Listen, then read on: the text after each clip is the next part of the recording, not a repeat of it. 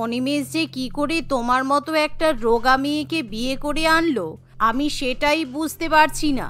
অনিমেষের জন্য আমি কত ভালো সুন্দরী সুন্দরী মেয়ে দেখেছিলাম, কিন্তু না, আমার ছেলের তো ওদের পছন্দ হলো না। শেষে কিনা এই রোগা সরু লগার মতো দেখতে মেয়েকে বিয়ে করে আনলো। উফ, বাপের বাড়িতে একই কথা শুনে শুনে আমার কান ঝালাপালা হয়ে গেছে। এখন শ্বশুর বাড়িতে এসেও আমি একই কথা শুনছি। না, আমাকে মনে হচ্ছে ডাক্তারের উপদেশ শুনেই এবার চলতে হবে। একবার যদি আমি হেলদি হয়ে যাই তাহলে কেউ আমাকে কথা শোনাতে পারবে না। এই মনে করে শিউলি তখনই রান্নাঘরে যায়, আর রান্নাঘরে থাকা সমস্ত আটা মেখে সে 70টা রুটি বানিয়ে ফেলে। সেই সাথে নিজের পরিবারের জন্য ডাল ভাত তরকারি রান্না করে নিয়ে আসে। শিউলি যখন তার পরিবারের সঙ্গে একই টেবিলে 70টা রুটি নিয়ে খেতে বসে পড়ে তখন তাকে দেখে সবাই খুবই অবাক হয়। এ কি বৌমা, তুমি এতগুলো রুটি খাচ্ছ কেন? এ তো আমাদের পুরো 1 মাসের রুটি বলে মনে হচ্ছে। তুমি কি রান্নাঘরের সব আটা দিয়ে রুটি বানিয়েছো? হায় রে, এ তুমি কি করছো? তোমার মাথা ঠিক আছে তো? আমি কালকেই রেশন কিনে আনলাম। কেন? একটু আগেই তো আমাকে রোগা রোগা বলে কথা শোনাচ্ছিলেন। ডাক্তারই আমাকে বলেছে মোটা হওয়ার জন্য 70টা করে রুটি খেতে হবে, তাই আমি এখন 70টা রুটি খাবো। কিন্তু আপনার এত অসুবিধা হচ্ছে কেন? রোগা হলে অসুবিধা, আবার খেয়ে মোটা হতে চাইলেও অসুবিধা, তাহলে আমি করবোটা কি? মানুষ মোটা হওয়ার জন্য বেশি বেশি খায় শুনেছি, কিন্তু তাই বলে 70টা রুটি? তোমার যদি বেশি খেতে ইচ্ছে হয় তুমি আরো 5টা 10টা রুটি বেশি খাও, কিন্তু 70টা রুটি তো অনেক বেশি। আপনি একটা কথা বুঝতে পারেন না? আমাকে ডাক্তার বাবু 70 খানা করে রুটি খেতে বলেছে, কারণ আমার শরীরে ওয়েট গেইন হয় না। 70টা রুটি একসঙ্গে খেলে তবেই আমার গায়ে কিছু লাগবে। জানি না তুমি কোন 5 ফেল ডাক্তার দেখিয়েছো। জীবনে প্রথমবার শুনলাম 70টা রুটি নাকি কোনো ডাক্তার মানুষকে খেতে রেকমেন্ড করেছে, তাও আবার ওয়েট গেইনের জন্য। ভাবা যায়? ঠিক এমন সময় অনিমেষ বাড়িতে ফিরে আসে। অনিমেষ যেহেতু শিউলিকে পছন্দ করে বিয়ে করে আনি, তাই অনিমেষের মা কিংবা বোন শিউলিকে আর কোনো কথা শোনাতে পারে না, যার ফলে শিউলি সেখানে বসে বসে মুহূর্তের মধ্যেই 70টা রুটি খেয়ে ফেলে। পরের দিন আবার শিউলি 70টা রুটি খাওয়ার পর আয়নার সামনে দাঁড়িয়ে নিজের কোমর মাপার চেষ্টা করে। শিউলি, তুমি কি করছো? তুমি তো আগের দিন মোটা হওয়ার জন্য 70টা রুটি খাচ্ছিলে। দেখো, এত বেশি খেলে তোমার হয়তো শরীর খারাপ করবে। তোমার মোটা হওয়ার কোনো প্রয়োজন নেই। তুমি যেমন রোগা ছিপছিপে আছো সেরকমই তোমাকে ভালো লাগছে। কেন? 70টা রুটি খাচ্ছি বলে তোমাদের অনেক বেশি টাকা খরচা হয়ে যাচ্ছে? তুমি আমাকে এখন ওয়েট গেইন করতে বারণ করছো? তোমাদের বাড়িতে বিয়ের পর থেকে তোমার মা আমাকে শুধু রোগা রোগা বলে কথা শুনিয়ে যায়, তাই আমি আর মেনে নিতে পারছি না। আমি ঠিক করেছি আমি এবার তোমার মাকে হেলদি হয়ে দেখাবো। না না শিউলি, তুমি এভাবে কেন বলছো? তোমার প্রয়োজনীয় সমস্ত জিনিসপত্র দিতে আমি রাজি আছি, সেটা 70টা রুটি হোক না কেন। আমি শুধু বলছি তুমি নিজের স্বাস্থ্যের খেয়াল রাখো। এইভাবে একেবারে বেশি মোটা হওয়ার কোনো প্রয়োজন নেই। এই থামো তো, আমাকে জ্ঞান দিও না। আমি যখন একবার ঠিক করেছি তখন আমি ওয়েট গেইন করেই ছাড়বো। আর চলো আমার সঙ্গে, আমাকে একটা ওয়েট মাপার মেশিন কিনে দেবে। অনিমেষ শিউলির কথা শুনে আর কিছু বলতে পারে না। সেদিনই অনিমেষ এবং শিউলি বাজার থেকে একটা ভালো ওয়েট মাপার মেশিন কিনে নিয়ে আসে, যার ফলে শিউলি এবার প্রত্যেক দিন 70টা করে রুটি খায় আর মেশিনে নিজের ওয়েট মাপে। কিন্তু তার শাশুড়ি মা তাকে আর কিছুই বলতে পারে না। আজকে মনে হচ্ছে আমাকে একটু আগের থেকে মোটা মোটা লাগছে। ডাক্তারটা যে কি ভালো! ওই ডাক্তারটার কথা শুনে আমি সত্যি সত্যি এবার ওয়েট গেইন করতে পারছি। কেউ আমাকে রোগা সরু বলে আর ডাকতে পারবে না। আসলে শিউলি ছোটবেলা থেকেই প্রচন্ড রোগা প্রকৃতির ছিল। শিউলি খুবই অল্প অল্প পরিমাণে খাবার খেত। পরিমাণ মতো বেশি খাবার সে মোটেই খেতে চাইতো না। সেই জন্য ছোটবেলা থেকেই শিউলিকে রোগা রোগা বলে অনেক কথা শুনতে হয়েছে। কলেজ পাশ করার পর শিউলির জন্য বিয়ের অনেক সম্বন্ধ আসে, কিন্তু শিউলি অত্যন্ত রোগা হওয়ায় সবকটা বিয়ের সম্বন্ধ ভেঙে যায়। শিউলি, আমার মনে হয় আমাদের একবার ডাক্তারের কাছে যাওয়া উচিত। দেখ, তোর এই রোগা হওয়ার জন্য কত ভালো ভালো সম্বন্ধ পেলাম। ডাক্তার, ইঞ্জিনিয়ার, টিচার সবকটা সম্বন্ধই ভেঙে গেল। আজকে যদি তুই একটু হেলদি বা মোটা হতিস তাহলে তোর কত ভালো ঘরে বিয়ে হতো বলতো। উফ মা, তুমি একটু থামো তো। আমার অনিমেষের সঙ্গে অলরেডি সেটিং আছে। আমি রোগা হলেও অনিমেষ আমাকে পছন্দ করে। অনিমেষ বলেছে আমাকে এমনিতেও বিয়ে করবে, তাই তোমার কিন্তু একদম চিন্তা করার কোনো কারণ নেই। তুই বুঝতে পারছিস না, ছেলে তোকে পছন্দ করলেও ছেলের বাড়ির লোকে তো তোকে পছন্দ করবে না। পাড়া প্রতিবেশী আত্মীয় স্বজন এই রোগা হওয়ার জন্য তোকে নিয়ে অনেক কথা শোনায়। তাই আমি আজকে তোকে একটা ভালো ডাক্তারের কাছে নিয়ে যাব, যাতে তুই বিয়ের পর মোটা হতে পারিস।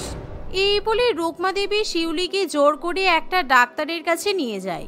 শিউলির যদিও ডাক্তারের কাছে যাওয়ার খুব একটা ইচ্ছা থাকে না, কিন্তু মায়ের চাপে পড়ে তাকে সেখানে যেতে হয়। ডাক্তারবাবু শিউলির ওয়েট চেক আপ করে দেখে শিউলির ওজন মাত্র 50 কেজি। ও আচ্ছা, বুঝলাম। আপনাদের মেন কনসার্ন হচ্ছে ওয়েট গেইন করা, তাই তো? হ্যাঁ, ওয়েট গেইন তো করা যেতেই পারে। অবশ্য 26 বছর বয়সে 50 কেজি ওজন হওয়াটা আনহেলদি বলে মনে করা হয়। আপনার ওজন যদি 50 কেজি হয়, তাহলে হেলদি হওয়ার জন্য আপনাকে 70 গ্রাম প্রোটিন। ডাক্তারবাবুর কথা শেষ হতে না হতেই শিউলির ফোনে রিং বেজে ওঠে। আর শিউলি ডাক্তারের কথা না শুনি ফোন রিসিভ করে অনিমেষের সঙ্গে কথা বলতে শুরু করে দেয়। হ্যালো শিউলি, আমি না রাস্তায় পা পিছলে পড়ে গেছি। আমার হাতে ভীষণ জোরে লেগেছে, হাতে ব্যান্ডেজও করা। তুমি প্লিজ এক্ষুনি এসো, আমার হাত ভীষণ ব্যথা করছে। অনিমেষের মুখে এরকম কথা শুনে শিউলি খুবই ভয় পেয়ে যায়। তাই শিউলি আর ডাক্তারবাবুর পরামর্শ ঠিকমতো না শুনি সেখান থেকে তার মাকে জোর করে বাইরে বার করে নিয়ে আসে। শিউলি কিংবা শিউলির মা ডাক্তারবাবুর সম্পূর্ণ কথাটা শুনতে পায় না, তাই তারা এক রকমের বড়সড় ভুল বুঝে বসে। আমি তোকে ডাক্তার দেখানোর জন্য 500 টাকা ফিস দিলাম, আর তুই পুরো কথাটা না শুনেই আমাকে চেম্বার থেকে বাইরে নিয়ে চলে এলি। আমি তোর ভালো চাইছি, এতে তোর সহ্য হচ্ছে না? উফ মা, তুমি চাপ নিচ্ছ কেন?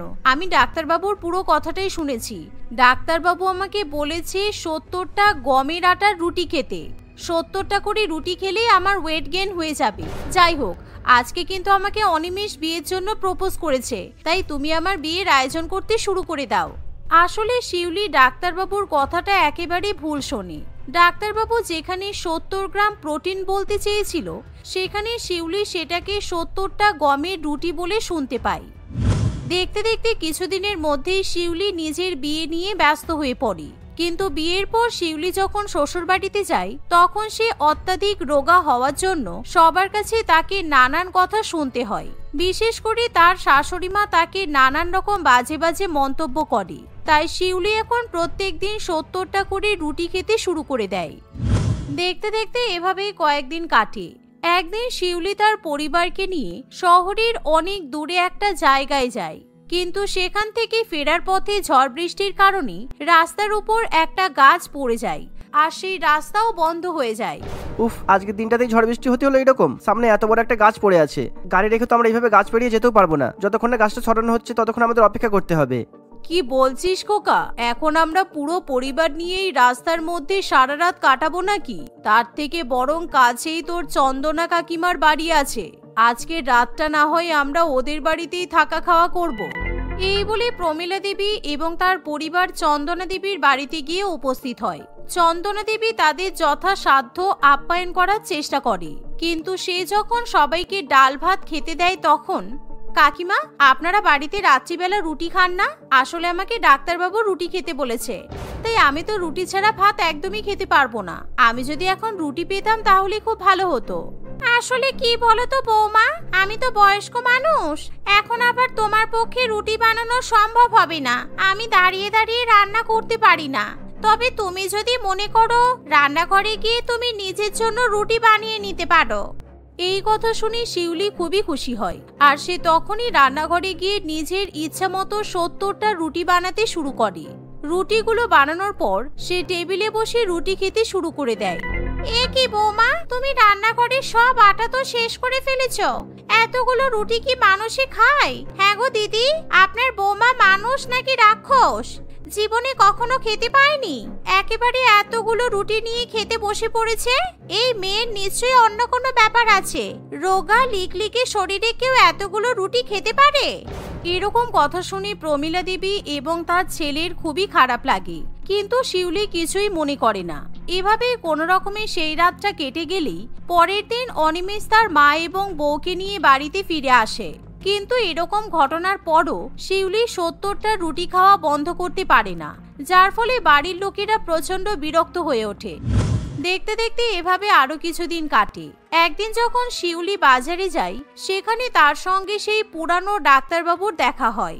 এই যে ডাক্তারবাবু, আপনার পরামর্শ মতো আমি কিন্তু প্রত্যেক দিনই 70টা করে রুটি খাচ্ছি, কিন্তু প্রত্যেক দিন অত অত রুটি খেতে আমার আর ভালো লাগছে না। আপনি আমাকে হেলদি হওয়ার জন্য অন্য কোনো টিপস দিন। আমি যেহেতু রোগা, তাই আমি অনেক অনেক রুটি খেলে সবাই খুবই অবাক হয় আর আমাকে আরো আজে বাজে কথা বলি। শিউলির মুখে এরকম কথা শুনে ডাক্তারবাবু একেবারে আকাশ থেকে পড়ে। 70টা রুটি? আমি আবার কবে আপনাকে 70টা রুটি খেতে বলেছি? আমি তো আপনাকে বলেছিলাম আপনার ওজন যদি 50 কেজি হয় তাহলে আপনাকে 70 গ্রাম প্রোটিন খাওয়া উচিত। আপনি তো সেদিন আমার পুরো কথাটা না শুনেই চলে গিয়েছিলেন। তাছাড়া আপনি 70টা করে রুটি খাচ্ছেন, অত বেশি কার্বোহাইড্রেট খাওয়া শরীরের পক্ষে একদমই ভালো নয়। এই মরেছে, আপনি 70 গ্রাম প্রোটিন খাওয়ার কথা বলেছিলেন। এদিকে আমি তো সেই কবে থেকে 70টা রুটি খেয়ে চলেছি, তার মানে আমার আশেপাশে সবাই ঠিকই বলতো। আমি এতদিন ভুল ভেবে এসেছি। হায় রে আমার পোড়া কপাল, আমি যে কি কষ্ট করে এতদিন 70 খানা করে রুটি খেয়েছি সেটা আমিই জানি। অতগুলো রুটি খাওয়ার পর আমি তো নড়াচড়াই করতে পারি না, মাঝে মাঝে আমার তো বমিও হয়ে যায়। এবার আমি কি করব ডাক্তারবাবু? আপনি বরং প্রোটিন পাউডার কিনে নিয়ে প্রোটিন পাউডার খেতে পারেন, আর কার্বোহাইড্রেট একদমই বেশি খাওয়ার চেষ্টা করবেন না। প্রত্যেকদিন ফল, শাকসবজি, জল বেশি করে খাবেন, এক্সারসাইজ করবেন, তাহলেই দেখবেন আপনি ধীরে ধীরে হেলদি হয়ে গেছেন। ডাক্তারবাবুর পরামর্শ শুনে শিউলি বাড়িতে ফিরে আসে। পরের দিনে শিউলি প্রোটিন পাউডার এবং প্রয়োজনীয় কিছু জিনিস কিনে নিয়ে আসে। এখন শিউলি ডাক্তারের পরামর্শ শুনেই চলতে শুরু করে। দেখতে দেখতে 1 মাসের মধ্যেই শিউলি আগের থেকে অনেকটা হেলদি হয়ে ওঠে। তাকে এখন আর মোটেই রোগা বলে মনে হয় না, যা দেখে শিউলির শ্বশুরবাড়ির লোকেরা খুবই খুশি হয়। এভাবেই শিউলি তার পরিবারের সঙ্গে হাসি খুশি বসবাস করতে থাকে। লিপিকা এবং চম্পা 2 বোন তাদের বাবা ও মায়ের সঙ্গে বাস করত। 2 বোনের পড়াশোনা শেষ হয়ে যাওয়ায় তাদের বাবা মা তাদের জন্য সুযোগ্য পাত্রের সন্ধান করছিল। একদিন লিপিকা ও চম্পার মামা সুরঞ্জন বাবু তাদের বাড়িতে আসে। আমি লিপিকা চম্পার জন্য খুব ভালো একটা সম্বন্ধ নিয়ে এসেছি। আমাদের গ্রামেই ওরা থাকে, একই বাড়ির 2 ভাই। বড় ভাই গ্রামে চাষবাসের কাজ করে আর ছোট ভাই শহরে চাকরি করে। বাবা মা নেই, 2 ভাই মায়ের সঙ্গেই থাকে। খুব ভালো পরিবার, আর ছেলে দুটো খুবই ভালো সংস্কারী। মানে একই পরিবারের 2 ছেলে, একজন চাষি আর একজন শহরের ভালো চাকরি করে? এটা কি করে সম্ভব? ছোট ভাইটা কি শিক্ষিত বলে চাকরি করে, আর বড় ভাইটা বেশি দূর পড়াশোনা করেনি মনে হচ্ছে, তাই জন্য চাষবাস করে? না না বোন, সেরকম কোনো ব্যাপার নেই। ওদের দুজনেরই শিক্ষাগত যোগ্যতা একই, কিন্তু বড় ভাইটা তার মাকে খুব ভালোবাসে। তার মায়ের সঙ্গে গ্রামের মাটি ছেড়ে সে অন্য কোথাও যেতেও চায় না, তাই সে গ্রামে থেকেই চাষবাস করে। আর চাষবাস করে যা টাকা ইনকাম করে তাতে তাদের ভালোই চলে যায়। তোমার মেয়ে খুবই ভালো থাকবে, কোনো অসুবিধা হবে না। হ্যাঁ, সব ঠিক আছে, কিন্তু 2 ভাই 2 রকম, এটা নিয়েই যেন আমার কেমন একটা হচ্ছে। কি গো, তুমি চুপ করে আছো কেন? তুমি কিছু বলছো না কেন? হ্যাঁ হ্যাঁ, শুনছি তো। ছেলে চাষি হোক কিংবা চাকরিজীবী হোক, ছেলে ভালো হলেই হলো। আমি চাই আমার মেয়েরা যাতে সুখে থাকুক। আমার তো এই বিয়েতে কোনো অসুবিধা নেই, কিন্তু একবার আমার মেয়েদের মতামতটা জানা খুব দরকার। 2 বোন 2 রকমের ছেলে পাবে, ওদের তো আপত্তিও থাকতে পারে, তাই না?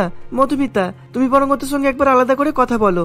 সুরঞ্জন বাবু সবুজ এবং রতনের ব্যাপারে সবকিছু জানিয়ে দিয়ে সেখান থেকে চলে যায়। মধুমিতা তার 2 মেয়ের সঙ্গে এই ব্যাপারে কথা বলে। তাদের 2 বোনের মধ্যে লিপিকা বড়, আর ওদের বড় ছেলে হলো সবুজ। সবুজ একজন চাষি, তবে ছেলেটা খুবই শিক্ষিত। ও গ্রামে থেকে চাষবাস করে। যেহেতু তোরা দুজনই বাড়ির বড় মেয়ে আর বড় ছেলে, সেই হিসেবে লিপিকা তোকে কিন্তু সবুজকে বিয়ে করতে হবে। তোর কোনো আপত্তি নেই তো? এই বিয়ে নিয়ে তোর যদি কোনো আপত্তি থাকে তাহলে তুই কিন্তু আমাদের বলতে পারিস। না মা, আমার এই বিয়েতে কোনো আপত্তি নেই।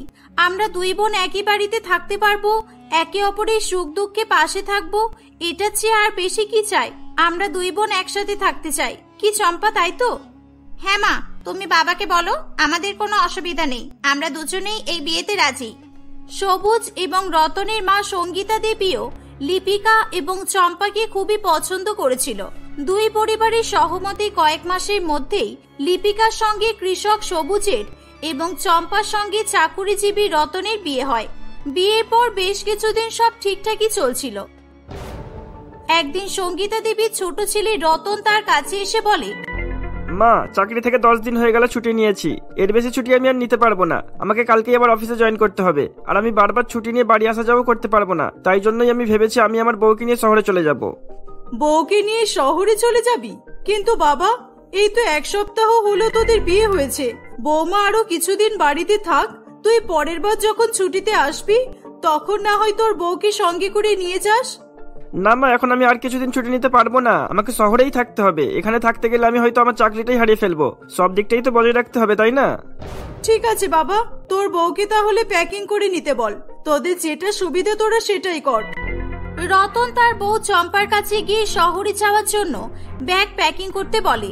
এই শুনে চম্পা খুবই খুশি হয় এবং সে ব্যাগ প্যাকিং করার আগেই খুবই উত্তেজিত হয়ে লিপিকার কাছে আসে। দিদি দিদি দিদি, আমার এতদিনের স্বপ্ন পূরণ হতে চলেছে। আমি সবুজের সঙ্গে শহরে যাচ্ছি। আমি এবার থেকে শহরেই থাকবো। উফ, আমার তো এত মজা হচ্ছে, কি বলবো তোকে। কাল থেকে আমার জীবন একেবারে পাল্টে যাবে। উফ, শুধু এনজয় আর এনজয়। দুজনে মিলে এদিক ওদিক ঘুরবো, বড় বড় রেস্টুরেন্টে যাব, ভালো ভালো খাবার খাবো, বড় বড় শপিং মলে যাব আর দামি দামি শপিং করব। হ্যাঁ ঠিক আছে, কিন্তু এত বেশি টাকা খরচ করা ঠিক নয় চম্পা। সব জিনিসের একটা সীমা আছে। তুই এর আগেও অনেক টাকার অপচয় করেছিস। শহরে গিয়ে কিন্তু একদম টাকার অপচয় করবি না, কেমন? টাকা সঞ্চয় করে শিখবি, বিপদের সময় কাজে লাগবে। আরে তুই চুপ কর তো। আগে আমাদের ব্যাপার আলাদা ছিল। আগে আমরা গরিব ছিলাম, আর এখন আমি বড়লোকের বউ। তার মানে আমি এখন বড়লোক। আর এসব টাকা পয়সা সঞ্চয় করতে তুই আমাকে বলছিস? তুই ভুলে যাচ্ছিস আমার বর সরকারি চাকরি করে, আর তোর বর একজন চাষি। আমার বরের টাকার কোনো অভাব নেই, তাই আমাকে টাকা সঞ্চয় করতে না বলে তুই টাকা সঞ্চয় কর, বিপদের সময় তোর কাজে লাগবে। এটা তুই কি বলছিস চম্পা? তুই বড় লোক, আমি গরিব। তুই এখন থেকে ভেদাভেদ করা শুরু করে দিয়েছিস। আর ধনী গরিবের ব্যাপারটা নয়, টাকা সবারই সঞ্চয় করা দরকার। আমি তো তোকে এমনিই বললাম। হ্যাঁ হ্যাঁ ঠিক আছে, আমি শহরে যাচ্ছি বলে তোর হিংসা হচ্ছে, আমি বুঝতেই পারছি। ভালো হয়েছে আমি তোকে আগে থেকে কিছু জানাইনি, না হলে তুই তো শাশুড়ি মাকে উস্কে দিয়ে আমাকে শহরে যেতে দিতিস না। এই বলে চম্পা সেখান থেকে চলে যায়। চম্পার কথা শুনে লিপিকার খুবই খারাপ লেগেছিল, কিন্তু তবুও সে তার ছোট বোনকে কিছুই বলেনি। পরের দিন চম্পা ও রতন তাদের ব্যাগপত্র গুছিয়ে সবাইকে বিদায় জানিয়ে শহরের জন্য রওনা দেয়। শহরে এসে চম্পার জীবন পুরোপুরি পাল্টে গিয়েছিল।